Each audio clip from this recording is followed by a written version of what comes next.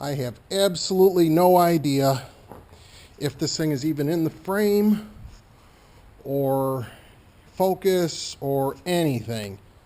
I've got this new, it's called an Ion Air Pro camera. Hell, I don't even know if I'm getting audio. But my other camera, the battery's shot. It's not replaceable, so the camera's shot. But here she is in all her glory, if you can see it. I got all the parts put back on, including the lights, which don't work, of course. I think the bulbs are gone. But I think this is how I'm going to sell her. As she sits.